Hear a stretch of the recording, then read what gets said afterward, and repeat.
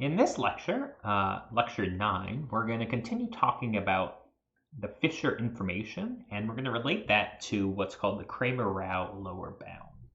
And this is on our trek to determine, so we had mentioned this concept. Our goal in this section of the course is to find a uniformly minimum variance unbiased estimator. And we had started on this track, and we can define what a UMVUE is. It's kind of a best estimator. So we can just write this is a best estimator. And this is something that kind of vitiated the statistics departments for several decades, working out all this theory in the 20th century. So it's very much the kind of classical bread and butter of theoretical statistics. And we had set down this track, and last time we had talked about something called the score function. We had derived some properties of the score, and we had derived something called the Fisher information. And we're going to talk about that for most of the rest of the day, and then we're going to relate it to the all-important Cramer-Rao lower bound, which is basically going to help us find a best unbiased estimator in certain cases. Okay, so let's do a review of some of the stuff we talked about last time. And I want to just point out a couple things. The notation can start to be a bit cumbersome here. So it's good to kind of just do a quick review of the notation. And when we're talking kind of about probability, we have all of our kind of deterministic quantities that I think we're pretty familiar with, right? So we have some observed data, potentially, some x tildes, and this is just fancy notation for some n-dimensional vector. And we might have some unknown parameter, which is, mostly for this course, is just going to be some real number. And we have many different functions. So one thing we could look at, things as a function of x. And so, for example, we'd have like our joint distribution would be f theta of x. But you could also look at this as a function of theta, right? We said it depends on theta, f theta of x. And so you could also look at it as a function of theta, which we called the likelihood function, right? But the likelihood function is just literally defined to be looking at our joint distribution as a function of theta. You could alternatively put a little partition here. We've sometimes looked at little l of theta, which we call the log likelihood of theta, which is literally just the log of the likelihood. And you could alternatively look at log of f theta of x. We don't tend to look at that quantity as much, but that would be kind of as viewed as a function of x. You might denote it that way, and some people would. And there are kind of derived quantities from these. For example, we've looked at the first derivative, dl d theta, setting that equal to 0 when L is differentiable in theta. That's how we found our MLEs. We've also looked at, say, the second derivative, d squared L d theta squared. And that tells us something about the concavity, or the curvedness of our likelihood function.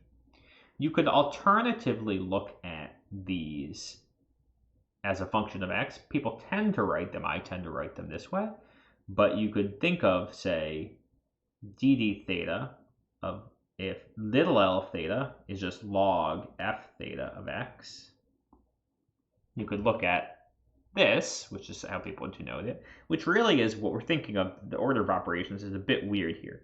First, we take the log of f theta of x, but then in this case, we're kind of treating it as a function of x, and we take a log of it, but then we treat it as a function of theta and take a derivative of it. So we're kind of playing back and forth between those two. And you could similarly look at the second derivative of this thing. And again, we're kind of playing back and forth between our kind of viewing it as a function of theta or viewing it as a function of x. And both are fine. It's just you have to understand we flip back and forth. And that might be some notation you might see. That's a little rarer to see, but it's certainly possible. And there, again, we're kind of looking at f theta of x, take the log of it, but then pretend it's a function of theta, right? That log of f theta of x should involve theta, and you could take derivatives pretending x is constant and theta changes. So this is the kind of deterministic viewpoint. We could look at kind of the random viewpoint. And you could basically play all these games, but instead of working with little x tilde, we're basically going to replace it with our capital X tilde, right? All of that is basically we're treating, you could look at these same quantities, but then you could say, okay, I'm going to switch my brain and pretend that x is random now, as opposed to being certain numbers. So we play this game a lot here. Either we're looking at things as a function of theta or x, and sometimes we treat the x's as kind of fixed, and sometimes we treat them as random, right? But in any case, I mean, it doesn't, the notation to actually formally notate it correctly is a bit cumbersome. So I kind of am a bit sloppy sometimes with notation. I think it actually makes it easier to understand, but I kind of flip back and forth. Sometimes I try to be a little more precise about whether I'm working with x's as thinking of it as fixed numbers, or I'm thinking of it as random. So when it's really important, I try to be clear. But kind of really formally, right, this first thing is all deterministic, but we could just, in all of these formulas, you could look at, this would be a weird thing to look at, but you could plug in a random variable into its own PDF. It's a bit weird. Or you could look at, like, you could say log f theta, and you could plug in the random variables into their own joint distribution, right? The joint distribution or log of that joint distribution is just some function. And so you could plug the random variables into it in the same way you could plug it into an x squared function, right? You can just do that. And all that is just switching in your mind, say, okay, switch on the random version. Okay, we're pretending it's random now, right? Well, that's basically all that's going on. Why do I bring this up? Because when we talk about score function, oftentimes we're moving back and forth a little bit ambiguously between these. And so I just want to make clear that it might be, the notation might be a bit sloppy. I don't think it really matters that much. You just have to keep in mind when I'm treating it as random, when I'm not. You could really formally notate it, but everyone would hate it because it would be a disaster of really complicated notation. So in the same way you could plug x into its PDF, plug it f into the log of the PDF, right? You could look at, say, dd theta, how do I want to write this? Log f theta x, right? So what does this actually mean? What I'm doing is so this gets a bit complicated, but I mean, it's not that bad in practice, but you really sit there and think about what's going on. Basically, I'm thinking about the PDF, taking the log of it, then I'm treating it as a function of theta, taking derivative of it, then I'm going back and treating it as a function of x, and I'm plugging in the random variables. And you could play the same game, right, with, say, a second derivative.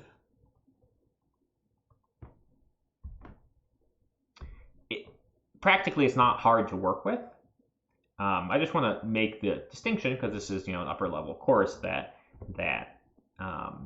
sometimes we're treating it as random, sometimes we're treating it as deterministic.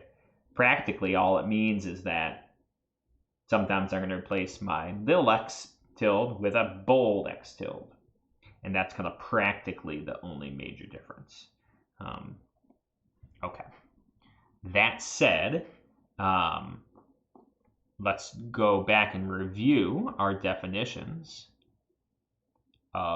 so we had this definition of the score, and I had denoted it, say, s theta, or maybe s theta of x tilde, right? So it's a random quantity, and you will sometimes see it denoted in text as d theta log f theta of x tilde, something like that, right? So now we know what this really means, right? So this is why I made a big deal of this stuff up here. So what's, right? All this is pretend that instead of the random x's, it's deterministic. Do the whole calculation, take the log of it, take the derivative with respect to theta, but then instead of the little x's, we plug in the random x's, right? So that was called the score. And sometimes I'll be lazy because this log f theta of x is basically L, and so the derivative of it is basically dL d theta. Sometimes I'll be lazy because I think it's actually instructive to just call it dL d theta. But again, sometimes I'm going to treat that as kind of just a number, but if we kind of pretend, you could say, oh, it's a function of my random variables. You can kind of pretend that way. So we'll do things like take expectation of it. That's okay. We're just switching over to the random version of it. Okay. So that was called the score. And we had a theorem. And the theorem said if we have nice enough f theta, and so when's the important case where this works? Any exponential families work if we have a nice enough f theta. Then we had a couple things. I'll say one, the expected value of my score, this is some random quantity, has an expectation is 0. The alternative notation here that you will see in some books is this kind of, I don't really like it as much, but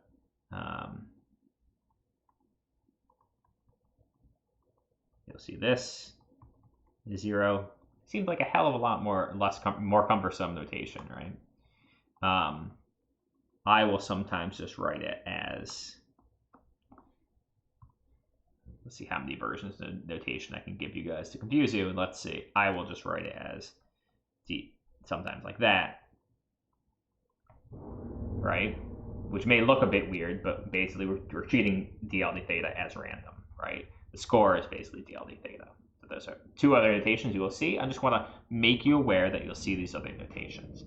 And it's actually probably good if you can understand these different notations, because if you understand kind of the different notations, you'll understand it fully. Okay, so that was part 1 of the theorem. And part 2 of the theorem, let's see, what was part 2 of our theorem? Part 2 of our theorem had to do with the variance of this, and the variance of the score. And again, there's a couple ways to denote this. I could say that the variance of the score, because the expectation is 0, the variance of the score is just the second moment, right? So this equality, the real quick proof is that if the expected value of some random variable z is 0, then our shortcut formula says that the variance is just the same thing as the second moment, right? And so that's nothing too amazing. But we said that you could write it as, so this, again, there's a couple ways of denoting this. One way you could say is it's negative d squared d theta squared of log f theta of x tilde. So that's one way you'll see it written. The way I like to write it is that since the score s theta is basically dl d theta, where we treat the x's as random, the expected value of the second moment of the score is basically the square of dl d theta, and this thing is basically negative the expectation of d squared l d theta squared. So this is how I tend to write it. When we start doing the problem, so we'll do some problems, none of this is a big deal, but okay. And what this says is that, so the score, the expectation of the score being 0 is basically saying that kind of on average, looking at the place where the score is 0 is going to give us it's going to give us the MLE. The MLE, or another way of saying it is the MLE is kind of in general or on average going to give us the right answer. And the variance of the score is related to the second derivative, or the negative of the second derivative. So the variance of the score is related to, we're saying is the concavity of this log likelihood function, kind of on average. And we made this argument that the concavity of that log likelihood told us something about how much we prefer one theta hat over another theta hat, or how much information we had about our parameter. And this led to our actual definition, which we called the Fisher information. And Fisher information was basically a renaming of this variance. So we had kind of two-part definition. If I have one sample, so I just have one x, let's say, that comes, a univariate x, it comes from some f theta, then I of theta, which is the information contained in my x about theta, is negative expected value of d squared d theta squared log f theta of, whoops, not x tilde, but we just have a single x, right? I don't want to write d squared l d theta squared because I kind of only have one sample. So this is called the Fisher information. If n is bigger than 1, so this is the more typical situation, we have a random sample from some distribution f theta, then we'd say the Fisher information for n samples, denoted as in of theta, is negative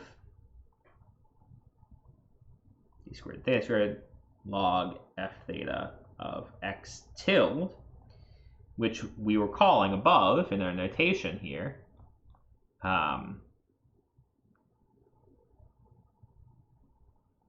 I was basically calling this thing d squared d theta squared blah blah blah, the second d squared l, the second derivative of the log likelihood. So the way I would typically denote it is d squared l d theta squared. And this is how I tend to think of it, is that in of theta is this thing. Okay. And this we claimed, so this was not, I guess I should write the last part of this. We proved the theorem that this is just n times the information from one sample. So if I have n independent samples, I have n times the information for one sample, which is really nice. That I think everyone likes that. Feels right. Okay. So this notation, again, I hate the notation for this section. It's really cumbersome, but the notation we're kind of stuck with to be at least somewhat technically correct.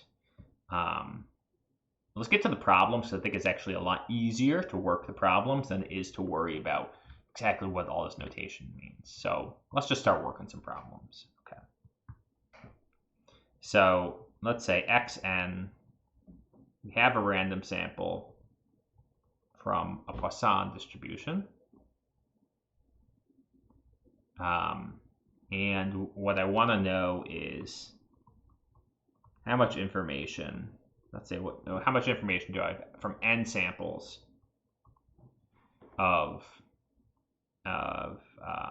from my n samples, right?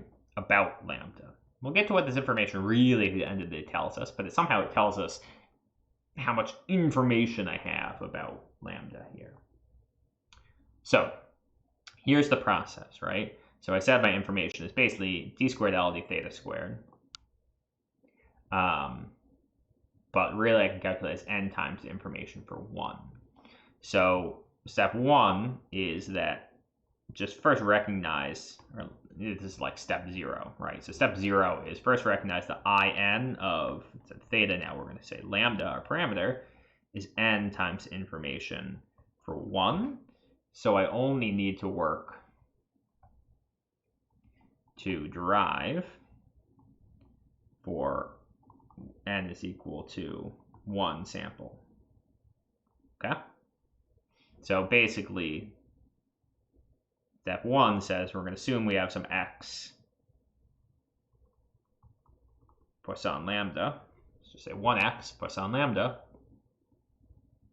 And in this case, it's take the log of the PDF, take 2 derivatives with respect to theta, and then treat the x's as random.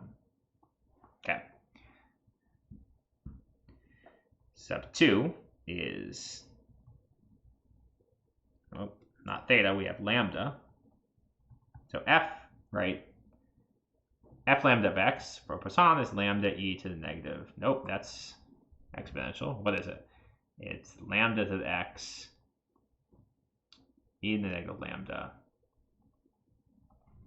over x factorial, right? And okay, so that's, sorry, step 3 here. What are we doing? We're looking at log f lambda of x. So we just take a log of it. X log lambda minus lambda minus log of x factorial, right? This log of this thing, right? So you see, I take a log of it. So we've got f theta, we've got log of f theta. Take 2 derivatives with respect to the parameter. So don't get this wrong, right? Not with respect to the x, with respect to the parameter. So dd lambda of log half lambda of x is with respect to the parameter 1 over lambda, so x times derivative of log lambda is 1 over lambda minus 1, that's derivative of lambda, and the rest of it doesn't depend on lambda. Easy, right? If you had tried to take a derivative with respect to x, you'd get here and go, what the heck is the derivative of the log of x factorial? But it's not with respect to x, it's with respect to lambda, so that thing just disappears. So next step is we actually want 2 derivatives. We want the second derivative, right? Because we want second derivative of log f, right? Okay. This just becomes negative x for lambda squared, right? Again, with respect to lambda, not x, right? Cool. And now, right, this is where I made this whole big deal at the start, right? So if I have my little x in here, let's just rewrite this. That's what it is, right? But now I'm going to pretend that it's random. So I'm actually going to replace that deterministic x with my random x. Just a change in notation. Alternatively, you don't have to do this. You could just say, I'm pretending it's random now, right? And so what this means, let's get a different color. So what this means is ultimately I want negative expected value of d squared d lambda squared log f lambda of x, right? Now that looks horrible, right, when you write it out like that. But when you do the steps, all it is negative expected value of, what do we derive this thing to be? Negative x over lambda squared. Easy cheesy. Effective value of x by lambda squared. And what is expected value of x? It's Poisson, so this is lambda over lambda squared is 1 over lambda. Cool, right? So that's our Fisher information for 1, right? Now we need it for n, but my claim is that if I want, so let me just write step 7 here, is that in of lambda for n samples is just n times for 1, so indeed it's n for lambda. So these calculations are not so bad, some differentiation, some expectation, right? So that you can write test questions, homework questions on this, right? So that is, in some sense, how much, what they call information I have about lambda from a random sample from a Poisson, right? Cool. Now, we made some claims here, right? So we've made 2 claims. First of all, we made the claim, and we did actually prove it, right? We made the claim that in of lambda is n times I of lambda. We did a proof, but if you don't believe that, we could actually just derive it directly. So this is one claim. So claim 1, we're just going to kind of redo, which is that, just to show you, in one case, right, that this is true. We actually proved the theorem wasn't so bad, but let's just show you in one case why it's easier to derive it for 1, right? So I could have said, by my definition, let me write this out, by definition, in of lambda is negative expected value second derivative of log f lambda. Instead of 1x, I'm going to put x tilde. So it's my joint distribution now. So I could actually just calculate that, right? Which is almost identical to what we had, but instead of 1x here, I have x tilde. I have is a joint distribution. F lambda is the joint distribution as opposed to just that 1, the distribution of just the 1, right? Right? And so, but we basically go through these same steps. We're going to skip this step 0 because I'm just going to show you here why it makes your life easier to do it this way. You probably believe me, but in this case, so let's just go here. Let's just say first step here is that we want f lambda of this. So this is now my joint distribution, right? So you could derive the information for 1 off that marginal distribution, or the information for all of them using the joint. In this case, my joint is a product of the marginals. They're all Poisson, e to the negative lambda, lambda to the x of n over x of n factorial, which we can simplify e to the negative n lambda. I'm going to do this a little bit quick. Lambda to the sum of the x of n's.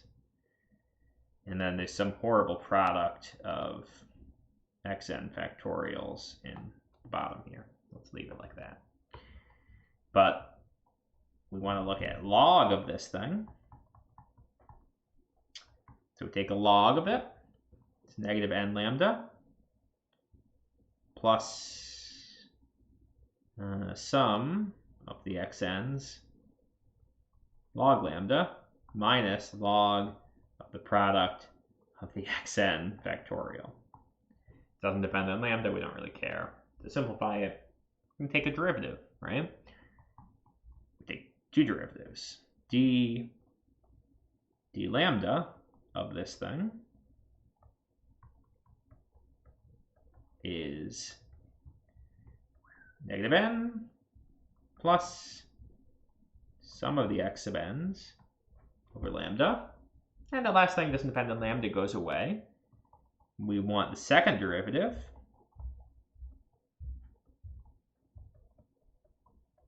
I guess I'm writing this as this shouldn't be.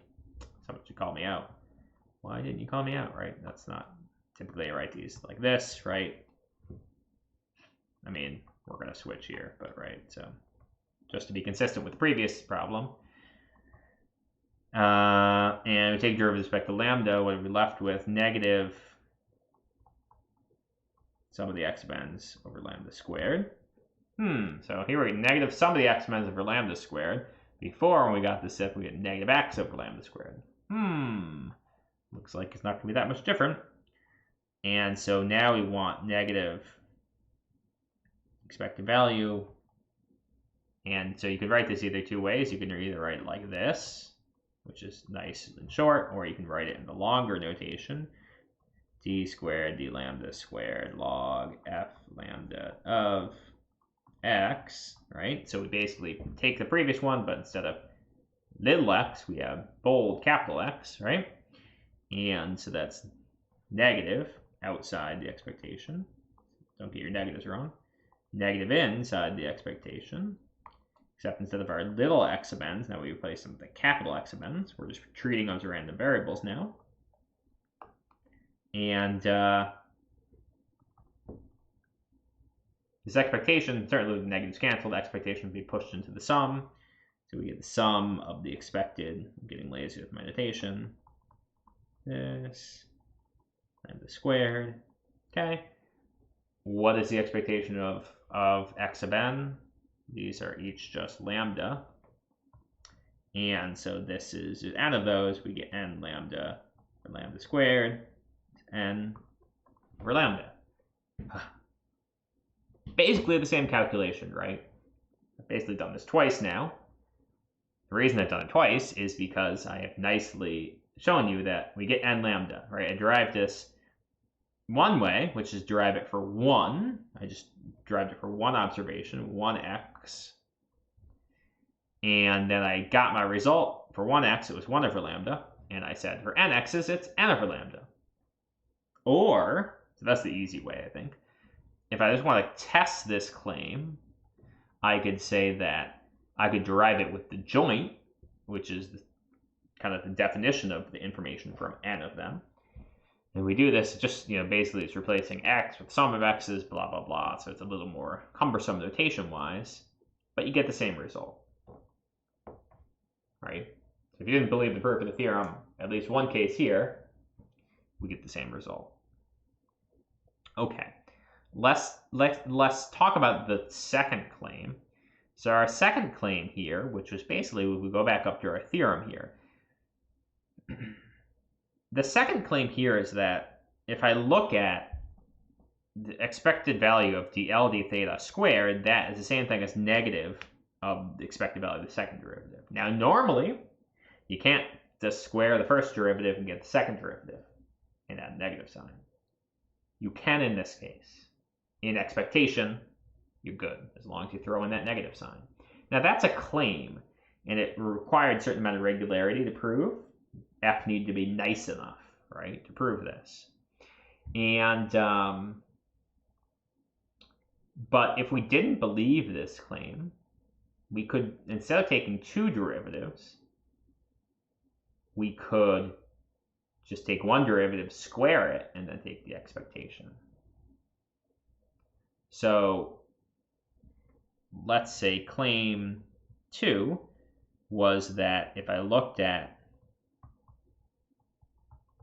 square the first, it was negative of the second, right? So this is my second claim. And if we didn't believe that, the previous way we've taken two derivatives. The reason that's going to be a lot easier is because when you take derivatives, you tend to get rid of things that depend on x, right? So the more derivatives you take, the more stuff you get rid of, the easier the expectation is to calculate. So let's take our first example again. Let's just do this real quick now. So if I take x Poisson lambda, and I didn't believe that you could do it with the second derivative. I'm just going to take the first derivative and square it and take its expectation. That would be another valid way of deriving it, and it will give you the same result. It's just going to be harder work, frankly. Typically, I would say. Okay, so what do we need to do? We need log f lambda of x, right? Which I'm just going to copy it from up here, right? In fact, the first derivative, dd lambda of log f lambda of x, was x over lambda minus 1. So let's just copy that. That's even easier. Right? Now, what I could do, so this is what we were calling dl d lambda. This is our first step. I could, instead of looking at, instead of what I did before, which is take a second derivative and then take its expectation, I could instead look at the square of this first one, take its expectation. So the square of the first thing would be, now I'm doing this trick here, right, where because I'm taking expectation, I'm switching from treating it as deterministic to treating it as random, right? Just FYI. So I take that expectation. So you can already see why this is a little ugly to do, right? I need to square a quadratic. Square root of lambda squared minus 2x over lambda plus 1. Right? And I can take this expectation. So I get the expected value of x squared over lambda squared minus 2 the expected value of x for lambda plus 1. Expected value of lambda squared for Poisson. What is the expected value of lambda squared, right? How do we derive that, right? The variance of a Poisson is also lambda, and that is always going to be the second moment plus the square of the first. This thing is lambda squared, and so we just solve back. Expected value of x squared is, I'm sorry, not plus here. This should be a minus. It should be lambda plus lambda squared. I think that's right. Seems right. It's not going to be great here. So it's lambda plus lambda squared for lambda squared minus 2 expected value.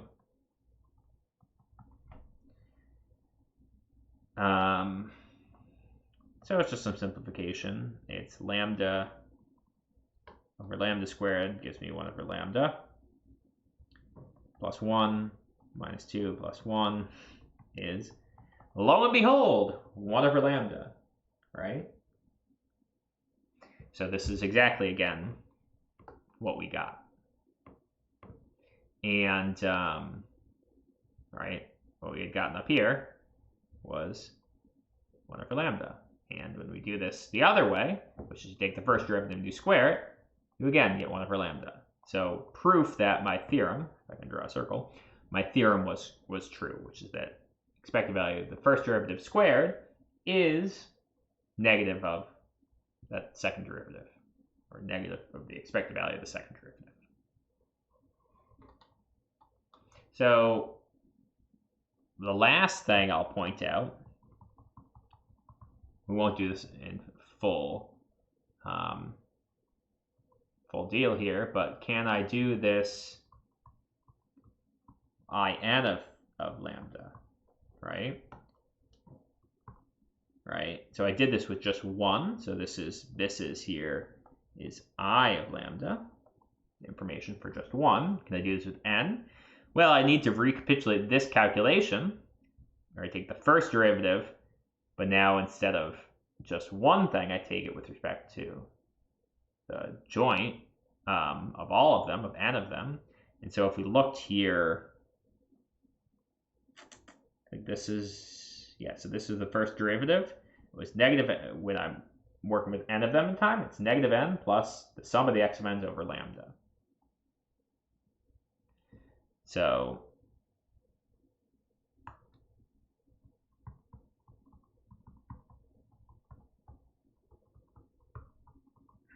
right? So let's say when working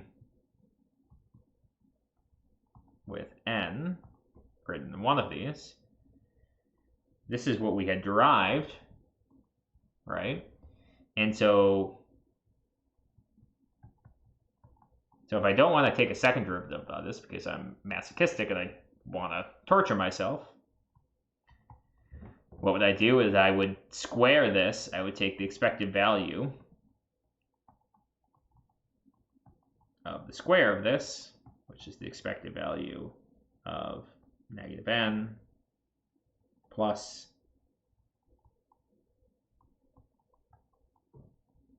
that, which is what? Let's say xn over lambda quantity squared. I can distribute my expectation minus 2n over lambda expected value of the sum, and then I'll get a plus n squared, I think. So n squared is easy, the expected value of the sum is easy. What is the expected value of the square of the sum? So that's going to include all possible cross products.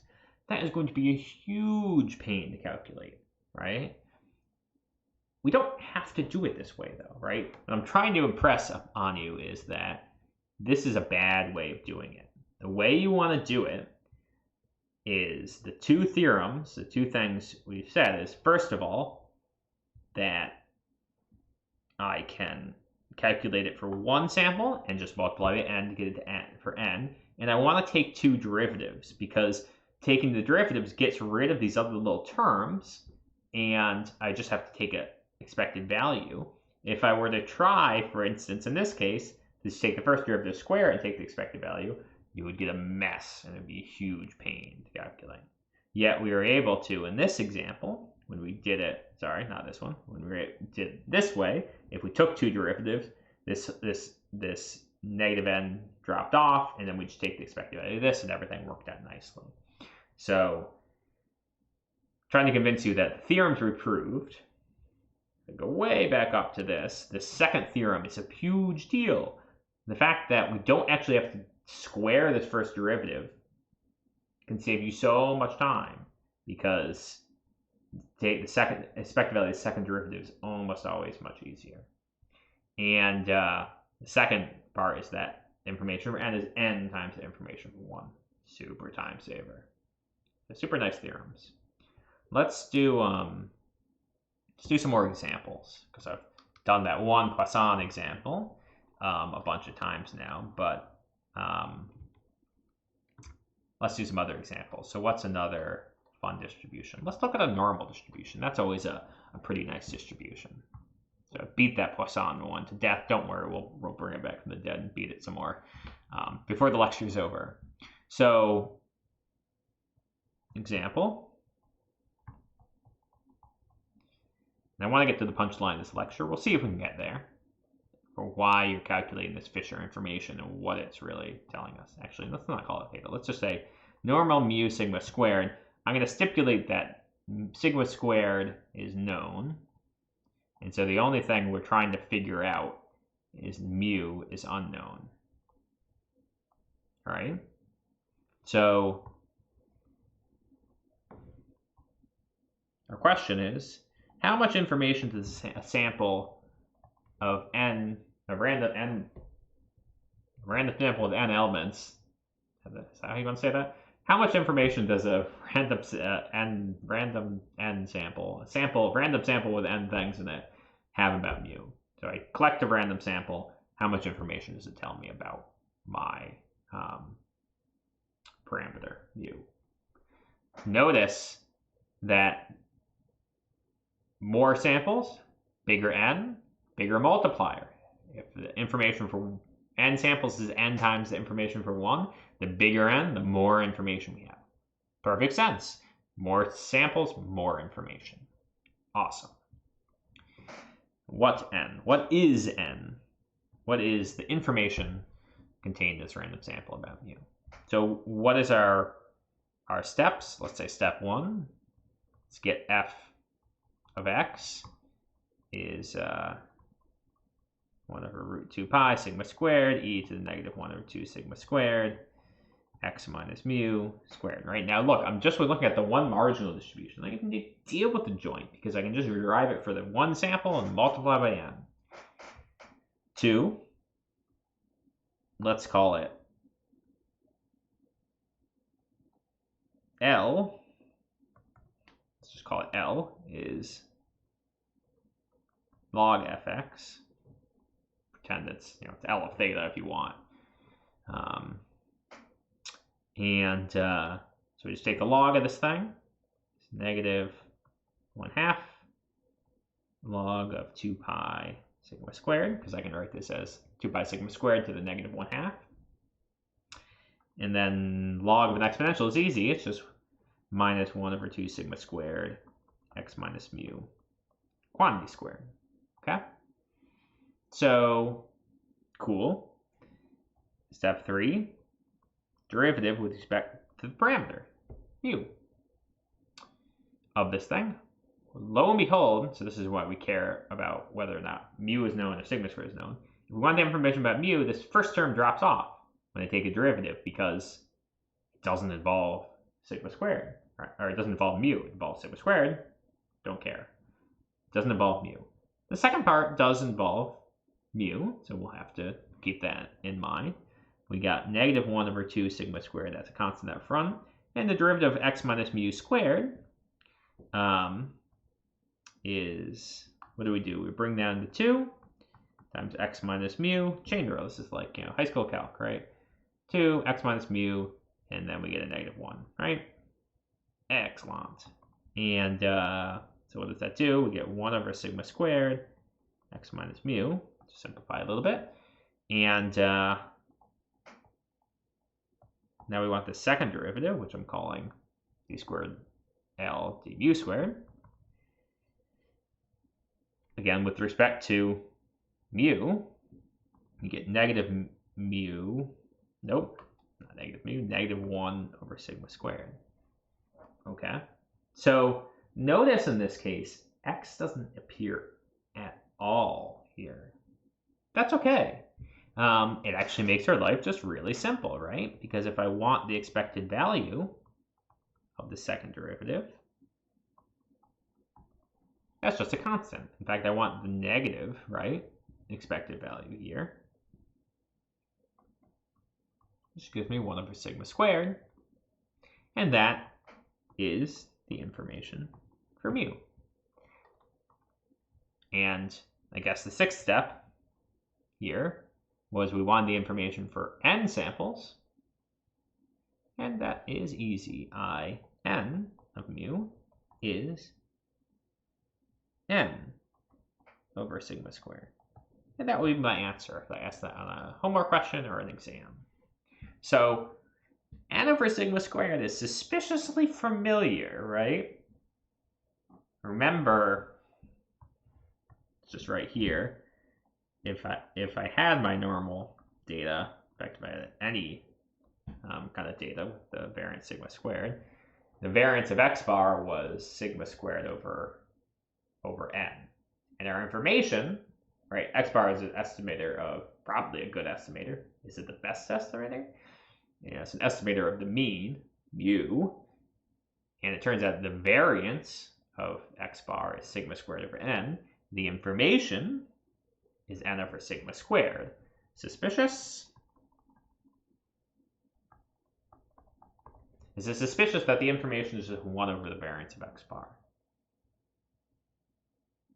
Maybe. Seems like, at least in this example, that the variance of x bar, which is unbiased from mu, and therefore the MSE, the variance and the MSE are the same for unbiased estimators. Seems like it's suspicious that The information is just 1 over the variance of x bar. Maybe, maybe. So seems like our information is telling us something about estimators and the variance of estimators, or for unbiased estimators, equivalently, the MSE of these estimators. I think we'll get to that this lecture. Let us beat that Poisson example to death again, right? Let's resurrect it and see if we can talk about it some more. So let's do some fun things. So here's my twist on the Poisson example. Got my random sample. It's from a Poisson distribution. And you could ask what the Fisher information for lambda is. But so recall that say the variance of any of my x sub n's is lambda. So the standard deviation, for example, of any of my x's would be the square root of lambda, right? So what if I said, I don't want to know how much information about the lambda my data has. I want to know how much information about the square root of lambda my data contains. So how might we do that? Well, the easiest way, knowing nothing else, that is before we prove the theorem that makes this easy, is that we could reparameterize the Poisson distribution in terms of, and let's call this thing just psi. Let's call it psi. Psi, which is the square root of lambda. So let's call psi the standard deviation. So normally, f lambda of x, lambda to the x, e to the negative lambda over x factorial. If we wanted, instead of having a parameter lambda, we could say it is, in terms of psi, this would be psi.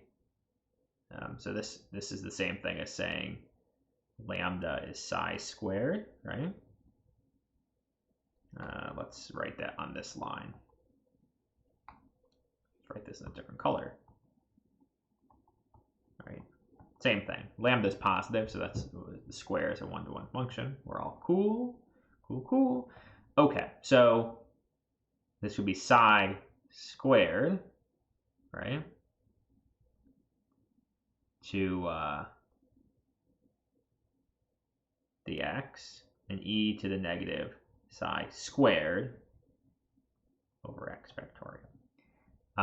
And we could even simplify this. This is just psi to the 2x, e to the negative psi squared. I mean, it doesn't simplify that much. Okay, so if I had told you that there's some other distribution with a parameter psi, and its PDF is psi to the 2x, e to the negative psi squared over x factorial, right? You might say yes. Okay, that's another distribution. It's just a different parameterization of a Poisson. But because I now have this PDF, I could use my previous procedure.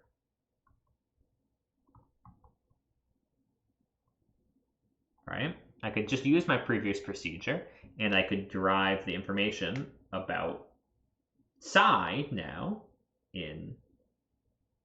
contained in my data. And so that would be, how do I do this? So what's my procedure, right? So we look at if L is log f lambda, and I start getting really lazy, then this is, shouldn't call it f lambda, it's f psi now, right? Because we have this new parameter. So this we call f psi of x, right? And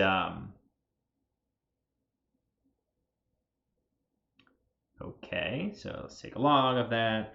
We get 2x log psi minus psi squared minus log, that's supposed to read log x factorial.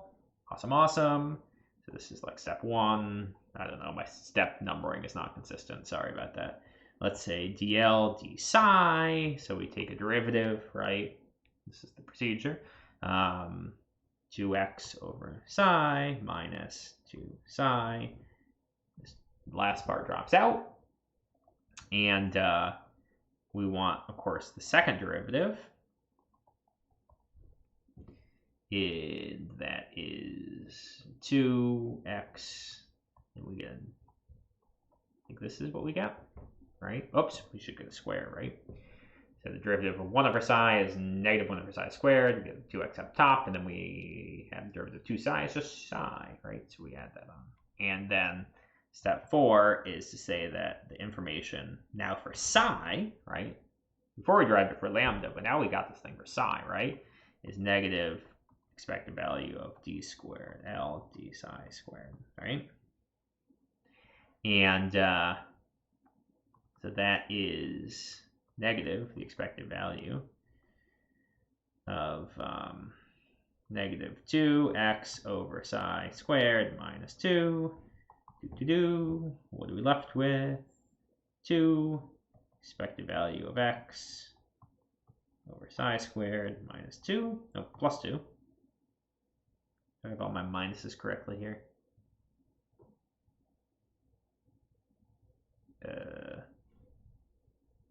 Where did they get a minus here? That's not a thing. There we go. Now we're okay, right? There's a minus here. Okay, gotta make sure my minuses are correct.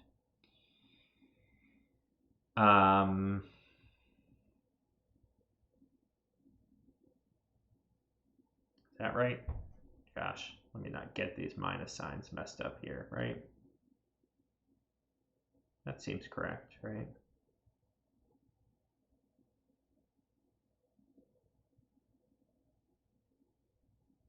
Am I missing something? Did I mess something up? I think that's right. Just make sure we don't get anything wrong.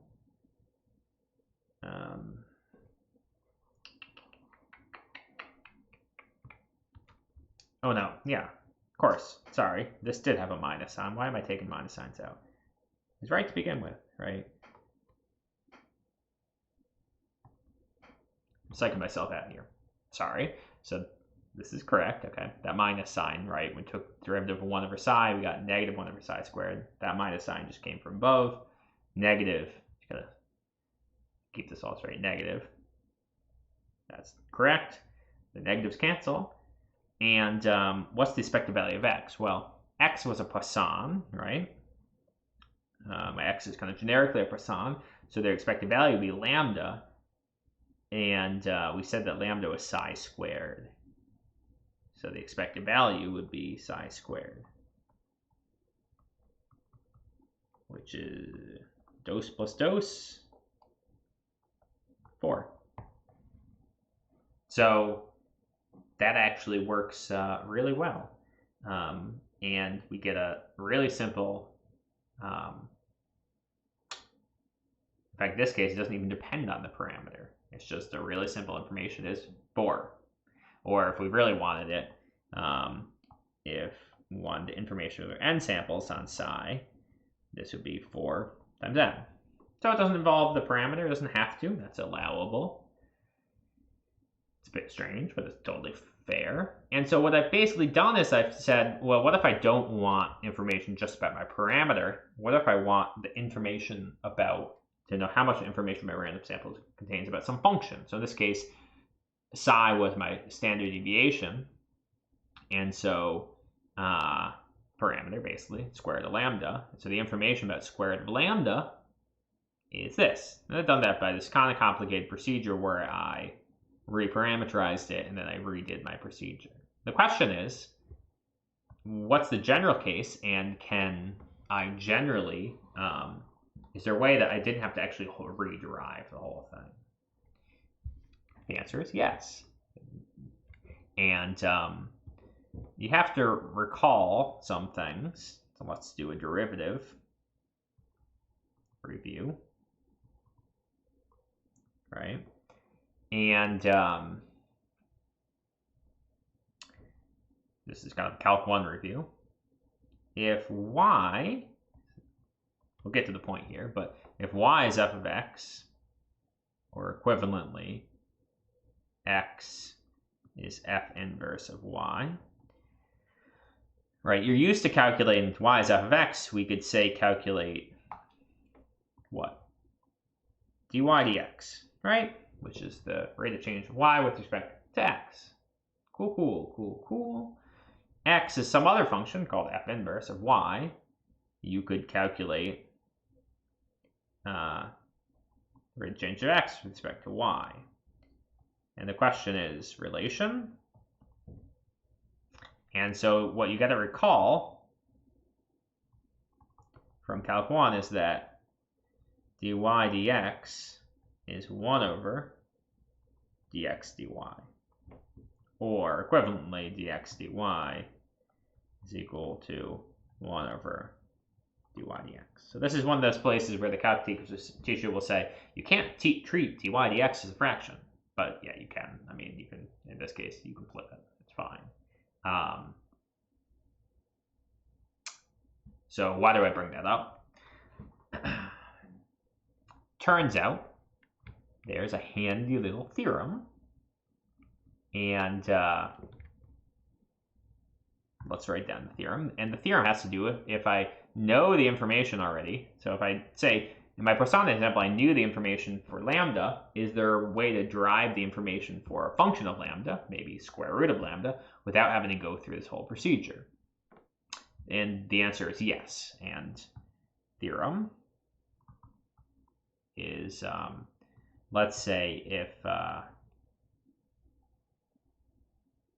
there's two ways of writing. So let's say that theta, it doesn't matter what the variables are, is some function tau of psi. So tau here is just some function. We've seen that tau function before, and it will come back. It's just some function of psi.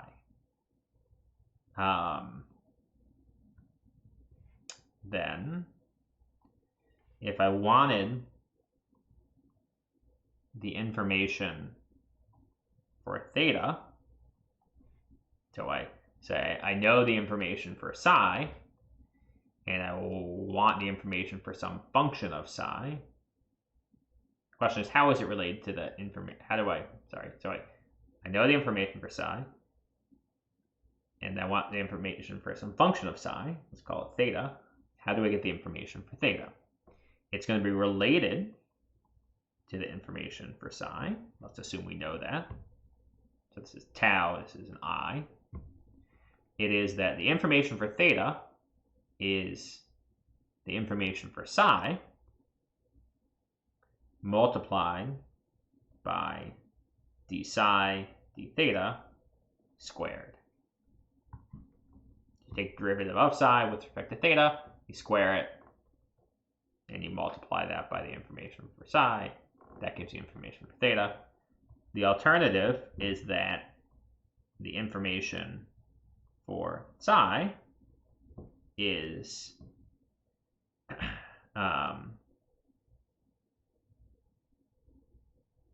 the information for theta multiplied by d theta d psi squared. And you can prove one of these from the other by using this fact. This is because I theta divided by, or let's say this is because if I theta is d psi, d theta, this is basically the proof, squared, I of psi, then I of psi is 1 over d psi d theta squared I of theta, which is d theta d theta d psi squared I of theta, right? Which is what the claim was. I of psi is d theta d psi. So the way to remember it is that if I want the information for theta, I take the information for psi and I multiply by psi over theta. So I of theta is I of psi, psi over theta. That's how I remember it. Okay.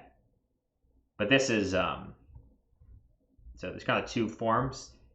That's one way, and going the reverse is the other way. So it allows you to derive this information if I know the information. So let's revisit our example.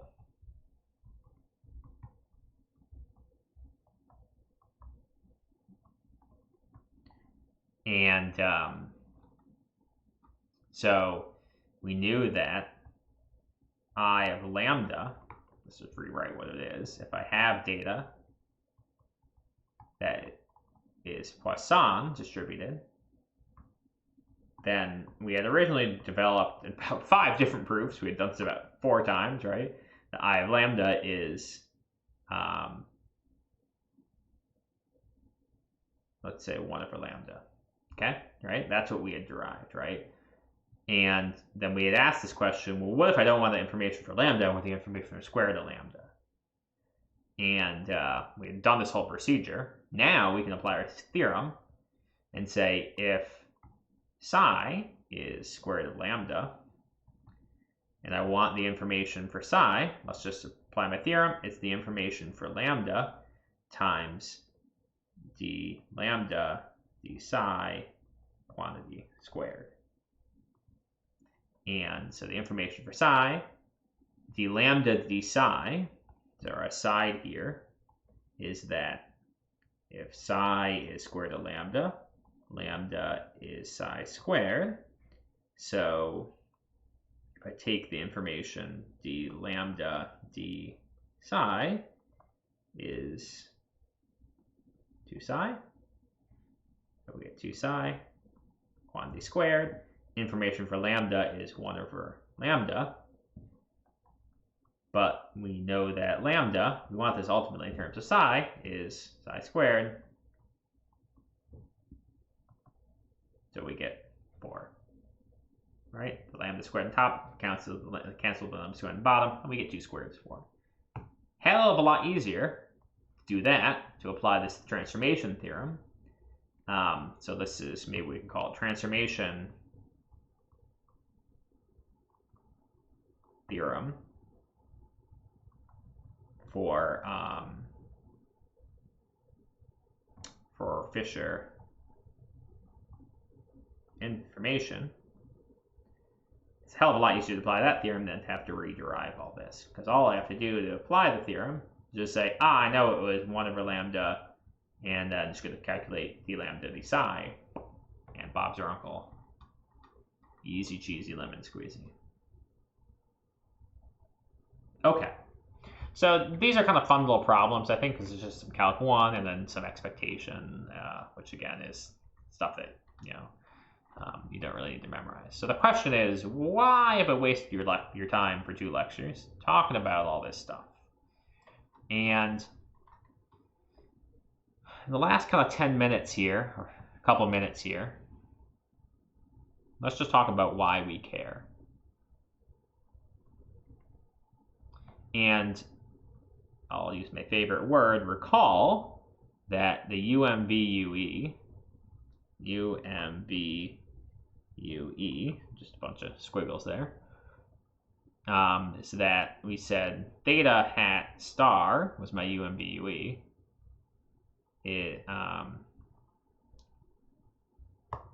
Let me just write the definition real quick. Theta hat star is the UMVUE, uniform minimum variance unbiased estimator, if 1, it's unbiased, and we set it for a particular function of an unknown parameter, tau of theta. So here comes back this tau of theta. Could just be theta itself, but could be some other function of theta, we don't know. We could choose, right? We say theta has the UMVUE for some function of our parameter. If 1, it's an unbiased estimator, so an expectation gives us tau theta, unbiased for tau theta. And 2, we said that it's minimum variance, so that the variance of theta hat star is less than or equal to the variance of any other theta hat for all theta. So this other theta hat was any other unbiased estimator. So that's our definition of UMVUE. And you could equivalently say MSE instead of variance, but we know if it's unbiased, the MSE and the variance are the same thing. Okay.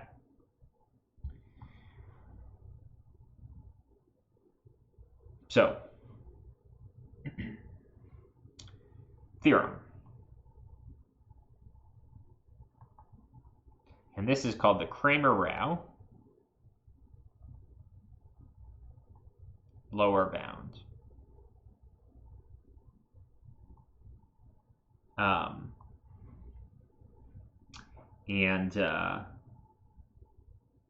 There's an accent somewhere in Kramer, but I can't remember where. Kramer-Rao lower bound. Let me write the theorem kind of formally. We're going to end on this. We won't have homework on this one this week. We'll talk about just calculating the Fisher information, but I want to tell you why the information is important. And it's related to that comment about X bar.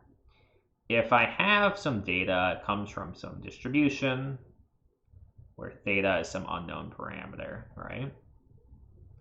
And theta hat is unbiased. So some unbiased estimator for some function tau of theta. Big caveat, as long as f theta is regular enough, let's say i.e. exponential families, so it's going to work for all the exponential families, won't necessarily work outside of it, and generally it won't, but as long as we're working with an exponential family, and if theta has unbiased for tau, then the variance of theta hat is never smaller than d tau d theta squared divided by in of theta. So there it is.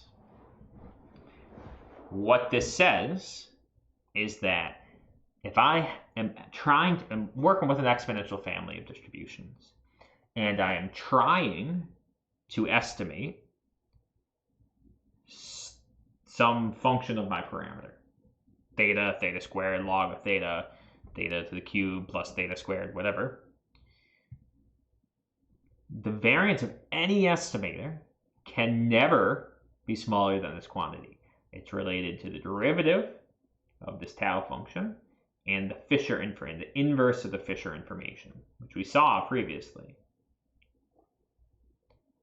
We're going to end basically here. What this theorem is telling us is that if I can find a theta hat whose variance is equal to this bound, that is the best estimator. So if I can find an estimator and calculate this bound, which we know how to calculate the information now. We spent forever, like 2 lectures, talking about this information. And I just add in this other little twiddly bit, derivative of tau with respect to theta.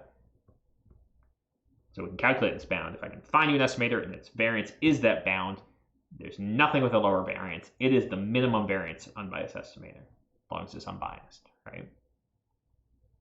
So we can find the best estimator for a parameter or any function of a parameter for exponential families by if we just take an estimator and prove that its variance is equal to this bound. There's never going to be anything better than it. And that's a big deal. And it was a big deal in kind of in mathematical statistics. So this is called the Kramer-Rao lower bound. It's the lower bound for variance of an estimator. of any function of your parameter. And notice that is related to the inverse of the Fisher information. So I'll have to stop myself from talking too much about this. It's a really cool theorem. It says that the more information, the higher the information, the lower the variance. We can have a lower variance estimator. We can have more precisely estimate a quantity if we have more information, if IN of theta is larger.